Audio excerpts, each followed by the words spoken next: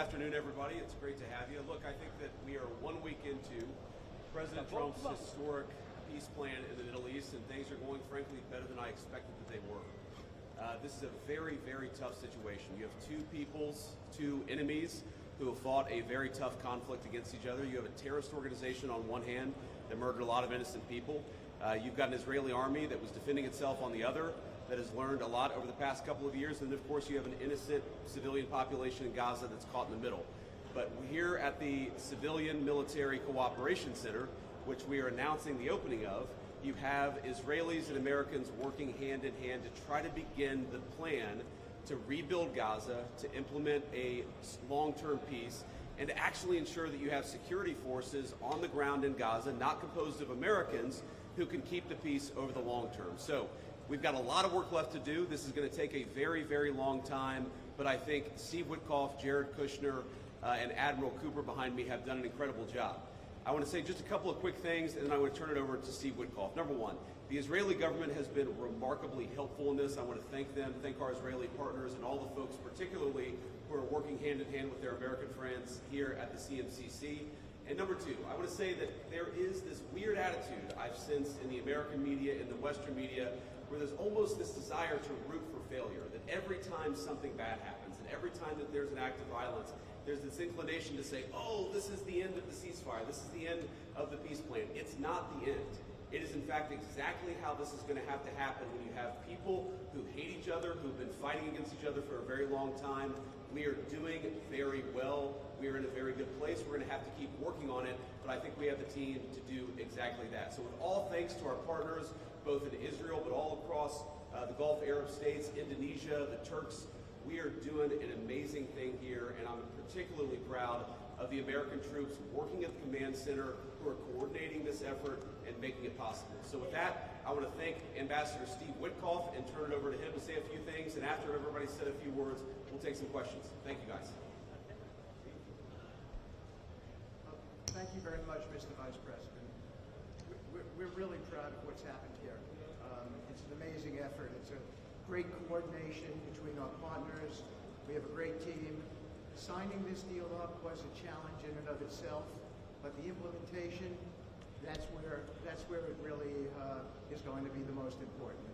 And I think we are exceeding where we thought we would be at this time. I think the Vice President has come out here. He sees that. The Secretary of State will be out here.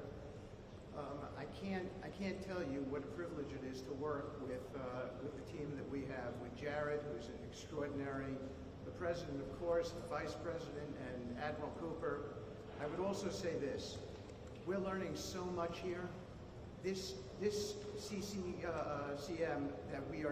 CMCC that we're setting up now, this is going to be used in other conflicts as we figure out all the intricacies of how to modulate a peace deal, go from war to peace. Lastly, in closing, I want to speak about the morning that me and Jared had. We met with 10 hostages and their families, and it was really an emotional moment. And I felt blessed to be in that room. Lots of tears, lots of people really, really grateful to President Trump for getting their children home, and you, of course, Mr. Vice President. And I want to observe that I didn't see any victims in that room. I saw strong people who have come out under very difficult circumstances. Their families are reunited, and they are so grateful. And it was just my privilege as an American to be there. Thank you. Thank you. Thank you, Mr. Vice President. Thank you, Steve. First of all, we really appreciate your visit here. It's given a great boost of energy to everyone here, and your support through this whole effort has been really tremendous. What you see here today is really the opening of the CMCC. This has been something that's been envisioned by CENTCOM. Admiral Cooper will speak about that in a bit.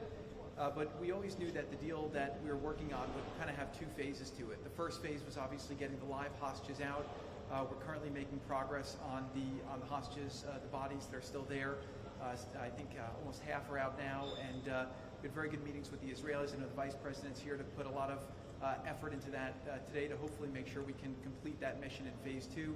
At the same time, the humanitarian aid, there's actually been surprisingly strong coordination between the United Nations and Israel, which is something that we've been able to help synthesize, get each other to air their concerns and to find out how we can do it better so that the aid reaches the people in Gaza and doesn't go into the wrong hands there. Finally, I'll say that there has already been a lot of efforts over the last years by really concerned people to think about what happens next in Gaza. And there's a lot of great things happening here. More will be released in the coming days. But the most important thing here is to figure out how you really get a good deconfliction coordination center. This really has been a startup. There's been a lot that's been done. It's amazing to think it's only been a week. But I actually, with the pace of work and the commitment of everybody, I think in a week from now you'll see even more progress. I want to echo what the Vice President said about how a lot of people are getting a little hysterical about different incursions one way or the other, but what we are seeing is that things are going in accordance. Both sides are transitioning from 2 years of very intense warfare to now a peacetime posture, and really thanks to Admiral Cooper, CENTCOM, and the CMCC to try to build that deconfliction mechanism in order to make sure that we can get to a proper de-escalation. We have some flags that we put up here. This is not fully representative of the countries that are here. It's happening very rapidly, that people are agreeing to come on board, agreeing to help. People really want to be a part of this, and it's just happening very, very quickly. So we'll try to continue to give the updates as it progresses, but really just thank you to the entire team here who's made all this possible. It's been a lot of sleepless nights, around the clock effort, and it's really been great coordination because everyone believes that it is possible to create something better in Gaza, and we have to believe it, we have to work hard for it, and if we all work hard to do that, then I do believe a great outcome is possible. Thanks, Sheriff. Admiral? Well, Mr. Vice President, thank you for joining us here today at the CMCC. Consistent with our Commander-in-Chief's direction, this facility will be the hub for the delivery of everything that goes into Gaza as we look to the future, delivering on the Commander-in-Chief's commitments. 200 of America's sons and daughters who wear the cloth of the nation have stepped up and are serving here. I just couldn't be prouder, and I know that you are as well. Thank you so much. Great. Thanks, Admiral. And gentlemen, we'll take a few questions now. Sir. Ladies and gentlemen, from the Times of Israel, I want to ask about the Turkish role. There's very concerned for Israeli Turkey obviously has been a supporter of Hamas. What role will they have, and will they have troops that will be on the ground here or in the Gaza? Well, I think first of all, what troops are on the ground in Israel is going to be a question the Israelis have to agree to, and I'm sure that Prime Minister Netanyahu will have opinions about that, but we think everybody has a role to play here. Some of that's going to be financial, some of that's going to be in reconstruction, some of that's just in communication with the various parties to ensure that this deconfliction process actually works and is implemented. We're not going to force anything on our Israeli friends when it comes to foreign troops on their soil, but we do think that there's a constructive role for the Turks to play, and frankly, they've already played a very constructive role. We're very grateful for that. And you asked, they've supported Hamas in the past. No one who is a party to this conflict can look in the past and not point at something that they don't like or that they disagree with. Everybody who's been involved in this conflict can point at one other person. One of these flags can point at another flag and say, we hate that person for various reasons. The way that we're going to get to peace is to focus on the future, which is what the President of the United States has asked us to do. And we think everybody here is very willing to do that and is very eager to engage in that effort. Ma'am.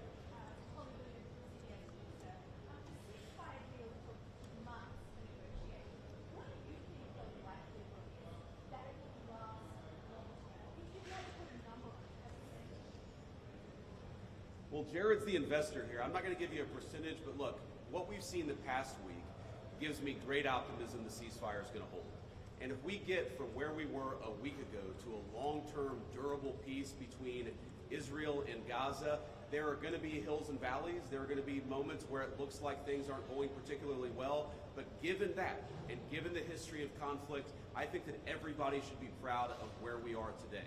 It's going to require constant effort. It's going to require constant monitoring and supervision. That's part of the reason that Admiral Cooper and his team is here, is to mediate these disputes, to mediate these disagreements as they come up. But look, right now, I feel very optimistic. Can I say with 100% certainty that it's going to work?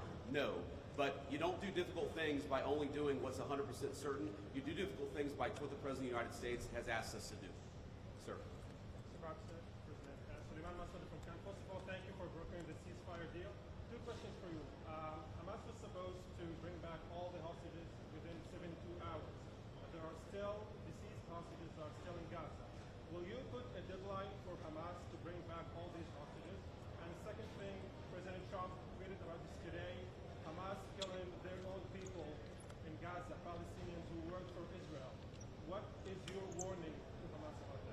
Yeah, so Steve, I'm going to ask you to follow up here, but let me say just a couple of words about the deceased hostages. I mean, one of the stations that I met with, one of the groups that's working on this that I met with earlier, they actually have a photo of the 15 deceased hostages who are still in Gaza.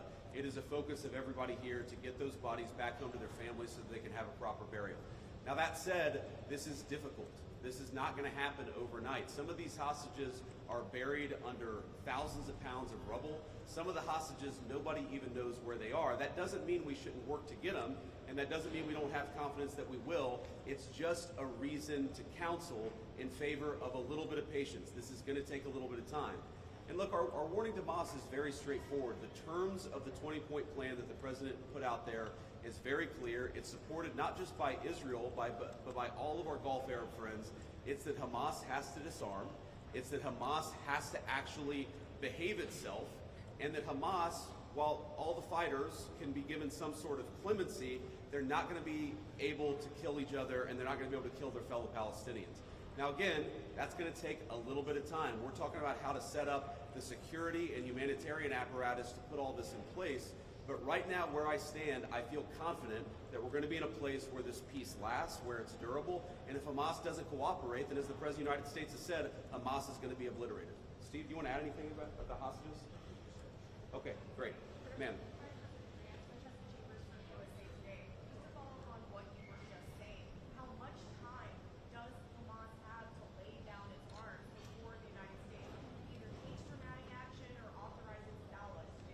Well, look, the president actually put out a truth this morning that I thought was very instructive. We know that Hamas has to comply with the deal, and if Hamas doesn't comply with the deal, very bad things are going to happen. But I'm not going to do what the President of the United States has thus far refused to do, which is put an explicit deadline on it, because a lot of this stuff is difficult. A lot of this stuff is unpredictable. You basically have two regions in Gaza, one of which is relatively safe, I wouldn't say very safe, and one of which is incredibly dangerous. And part of ensuring that we get to a durable peace is to broaden the scope of the area that's safe. And the International Security Force is a big part of that. We don't yet have the International Security Force set up. That's something we're working towards. We have a number of volunteers who want to participate in that International Security Force. So my point is, I don't think it's actually advisable for us to say this has to be done in a week, because a lot of this work is very hard. It's never been done before, and in order for us to give it a chance to succeed, we've got to be a little bit flexible. I think what you're seeing from our Gulf Arab friends, certainly from our Israeli friends, is a certain amount of impatience with Hamas, but we're going to keep on working at this process, and we're going to keep on trying to bring the deceased hostages home, but also make sure that all Gazans are able to live in a prosperous and safe place. Yes?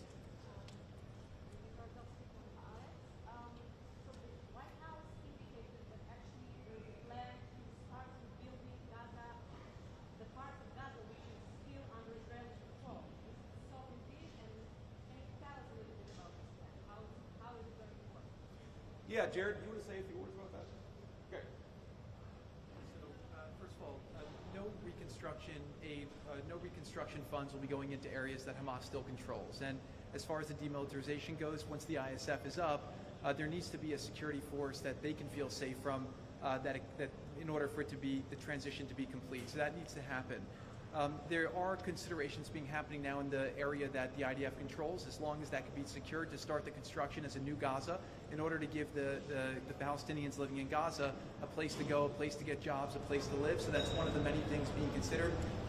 Right now, again, there's been several work streams that have occurred over the last years. Those are all being synthesized and updated here at the center, and then they'll go before President Trump and the Board of Peace to get recommendations on what to build, how to phase it, but it's definitely something now that's being very strongly considered. Great. Sir? Thank you so much, sir. Thank you for your support to the good state. Oh, sorry. Why don't we do the guy in the back, and then we'll do you in the blue jacket. Thank you. Okay, thank you so much, Go ahead. Mr. Vice President. Could you speak up for me? Yeah, I will try.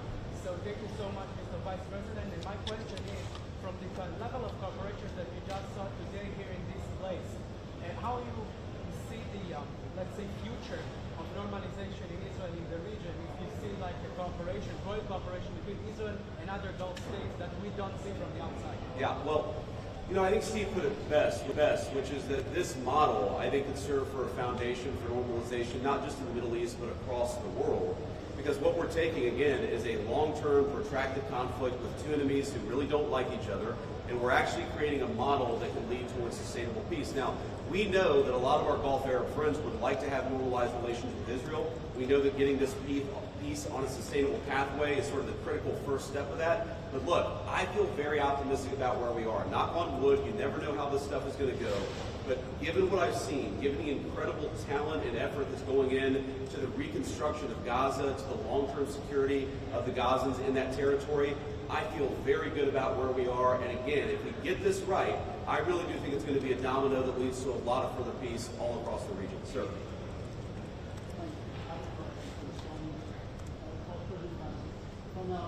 Firstly, the quick one is, did you come here because you thought Israel massively overreacted? And secondly, following the reaction to this attack, do you now believe it to be feasible to have a government structure of Gaza that does not include strong Palestinian? Well, so on the first question, no. My visit had nothing to do with events of the past 48 hours. We had actually tried to plan this visit, frankly, months ago, and now we thought this would be a good time to do it. It ended up working out. As you know, sometimes calendars are difficult, especially when you're the Vice President of the United States. But I wanted to come. I wanted to check in on things. I wanted to, talk to the troops who are working very hard to coordinate this massive relief effort. And I wanted to just see how things are going and put some eyes on it so I could call the President of the United States and actually, it's one thing to read about it. It's one thing to talk with Jared and Steve on the phone about what's going on the ground. It's another thing to actually shake somebody's hand, to look them in the eye, to understand what are the challenges, what are the things they need from me. I mean, I heard from relatively junior troops very simple things that would make their lives easier that I'm going to take back to Washington and hopefully help them with. That's why you do a visit like this, not because of anything that's happening on the ground. On your question about what is the ultimate, authority in Gaza look like, I don't know the answer to that question. And I think what's so cool, what's so amazing about what these guys have done is that we're creating a governance structure that is very flexible to what happens on the ground in the future. We need to reconstitute Gaza. We need to reconstruct Gaza. We need to make sure that both the Palestinians living in Gaza, but also the Israelis, are able to live in some measure of security and stability. We're doing all those things simultaneously. And then I think once we've got to a point where both the Gazans and our Israeli friends can have some measure of security, then we'll worry about what the long-term governance of Gaza is. Let's focus on security, rebuilding, giving people some food and medicine. If we get to the point where we're arguing exactly what the governance structure in Gaza is long-term, then we should pat ourselves on the back. That's a very good problem to have, but I won't anticipate that problem before we actually have it. I'll take a couple more and we'll get moving. Ma'am. You should speak up. Thank you. Could you give a bit more details about the international security force, which countries are going to be part of this, these troops in Gaza, and also about the disarmament plan or the mission plan? Are there incentives for Hamas to do that in a timely fashion? Any details? Well, the incentives are that unless Hamas disarms in accordance with the agreement, very bad things are going to happen, right? And also the incentive is that if they disarm, there is a better future for everybody on the other side of it. But in terms of the international security force, Steve and Jared, Admiral Cooper, are working on that very issue right now. Remember, this peace deal was struck under the president's leadership literally a week ago. The hostages were returned, 6 days ago, 5 days ago? So we're in the phase now where we're actually starting to conceptualize what that international security force would look like. I think it's important for Americans to know a couple of things. Number one, there are not going to be American boots on the ground in Gaza. The President of the United States has made that very clear. All of our military leadership has made that very clear. What we can do is provide some useful coordination. How do you take, the Gulf Arab states, plus Israel, plus plus the Turks, plus the Indonesians? How do you actually get those folks to work together in a way that actually produces long-term peace? The only real mediators are the United States of America. And so that's the role that we're going to play. I think the American people should be proud of it, but they should know that there are going to be no American boots on the ground in Gaza. Sir, in the back. Vice President, thank you very much. I would like to ask about a different threat. We see Iran rearming again, trying to build again their nuclear weapon. Could we expect in Israel to see the U.S. Army attacking again in Iran? Could you ask the very last part? Could we expect the U.S. Army to attack again in Iran like you did in the last time in Fallujah? Well, I'm not going to make any announcements here today. The President of the United States has been very clear about our policy with regards to Iran. It's that he actually wants Iran to be prosperous. He wants to have good relations with the Iranians, but they cannot have a nuclear weapon. And so we're going to keep on using and exhausting every diplomatic means possible to try to ensure that Iran does not have a nuclear weapon. That's our focus, and that will remain our focus for the indefinite future. Let me just leave us with one final thought here. So I've been to Israel once in my entire life. I came for about 36 hours, and as a Christian, I think the world's Christians will know that this country, that this region of the world means a great deal to me. And at some point today, I hope to go, or at some point in the next couple of days, I should say, I hope to go to the Church of the Holy Sepulchre, which Christians believe is the site that Jesus Christ was crucified in. And I know that Christians have many titles for Jesus Christ, and one of them is the Prince of Peace.